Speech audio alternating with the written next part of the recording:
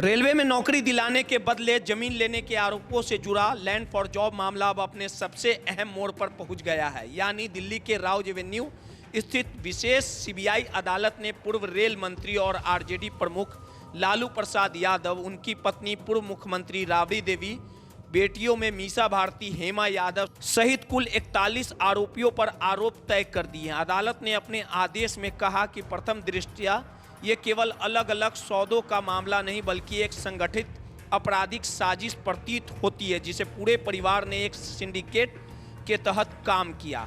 इस फैसले के साथ ही इस पूरे खेल की परतों को फिर से खुलने लगी है जिसे कथित तौर पर रेलवे की ग्रुप डी नौकरियों के बदले बिहार में कीमती जमीनें कौड़ियों के भाव लालू परिवार के नाम कराई गई। कहां से हुई शुरू कहानी, ये पूरी परतें आपको विस्तार से बताते हैं। मामले की जड़ें 2004 से 9 के उस दौर में जाती है जब लालू प्रसाद यादव यूपीए सरकार में रेल मंत्री थे। सीबीआई के मुताबिक इसी दौरान रेलवे के अलग अलग जोनों में बिना विज्ञापन और तय प्रक्रिया के कई नियुक्तियां की गई। आरोप है कि इन नियुक्तियों के बदले नौकरी चाहने वाले या उनके परिवार से जमीनें ली गई। सबसे चर्चित मामला 6 फरवरी 2008 का है। पटना के किशुन देव राय ने 3375 वर्ग फीट जमीन महज 3.75 लाख रुपए में राबड़ी देवी के नाम रजिस्ट्री कर दी। यह कीमत बाजार मूल्य से कई गुना कम थी।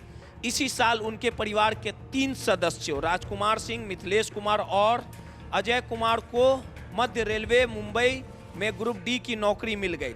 सीबीआई ने इसे नौकरी के बदले जमीन का सीधा उदाहरण माना। 26 लाख में 4.39 करोड़ की जमीन।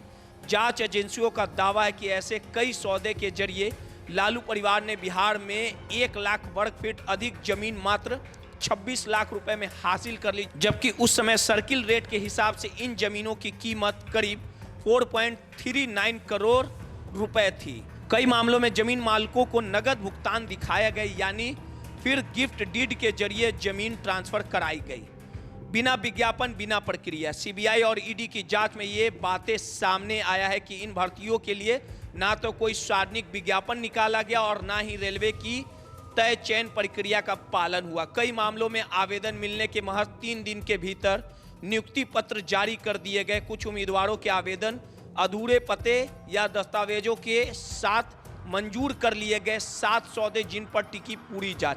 जांच एजेंसियों ने चार्जशीट में 7 प्रमुख डील का जिक्र किया है जिसके आधार पर पूरे घोटाले की संरचना सामने आती है। पहला, किशुन देव राय के जमीन के बदले 3 लोगों को नौकरी मिली। महुआ बाग निवासी संजय राय ने 3.7 लाख में जमीन दी और परिवार के 2 सदस्यों को रेलवे में जगह मिली। किरणा देवी 2007 में अपनी जमीन मीसा भारती को बेची और 2008 में उनके बेटे का चयन सेंट्रल रेलवे मुंबई में हो गया। हजारी राय की जमीन एक निजी कंपनी को बेची गई जो बाद में मीसा भारती और राबड़ी देवी के नियंत्रण में चली गई, जबकि उनके भतीजे को रेलवे में नौकरी मिल गई। लाल बाबू राय के बेटे पहले नौकरी मिली, फिर वर्षों बाद जमीन राबड़ी देवी के नाम चली गई।